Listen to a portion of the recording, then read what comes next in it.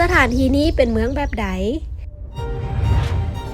สถานที่นี้มีภูเขาและทะเลสาบอบกอดซึ่งกันและกัน มีดอกไม้เบิกบานตลอดปี และอบอุ่นดังฤดูใบไม้ปลิตลอดปี ซึ่งมีความโรแมนติกของเมืองแคมป์ทะเลสาบ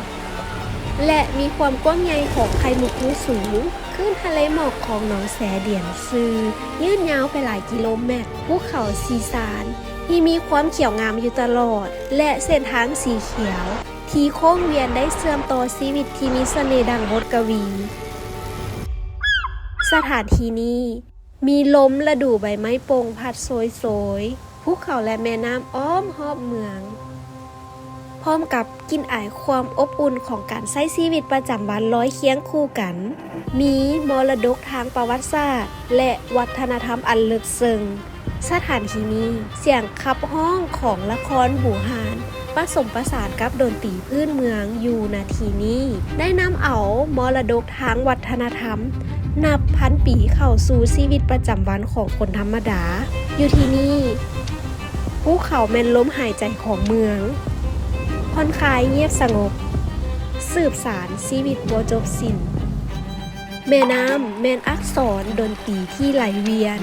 แม่น้ำปั่นล้อมไหลผ่านเมืองขุนหมิงและเขตดินซุ่มกว้างยาวติดต่อกันออกเป็นสีเขียวนี่แมนดินแดนแห่งดอกไม้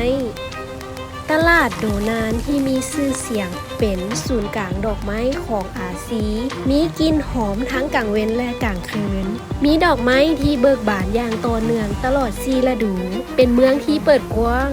ประวัติศาสตร์และอนาคตได้ผสมผสานเสียงห้องกันอยู่เมืองนี้ประเพณีและนวัตกรรมก่อความฟ้อนเกี่ยวกันลักษณะท้องถิ่นผสมผสานกับวัฒนธรรมต่างประเทศอยู่ณที่แห่งนี้春城有庆，昆明欢迎你。ปัจจุบันนครขุนหมิงเกี่ยมพร้อมกับสิ่งมหัศจรรย์ทั้งหมดแล้ว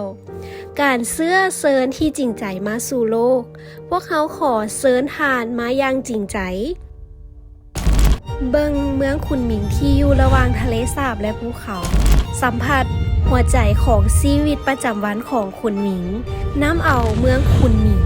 ซึ่งเป็นดังเมืองแห่งฤดูใบไม้โปร่งไปกับทาน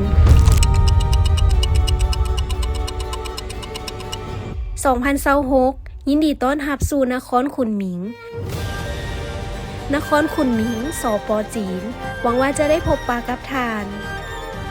春城有请，春城有请，春城有请，春城有请，有请，荒城有请昆明，昆明，欢迎你。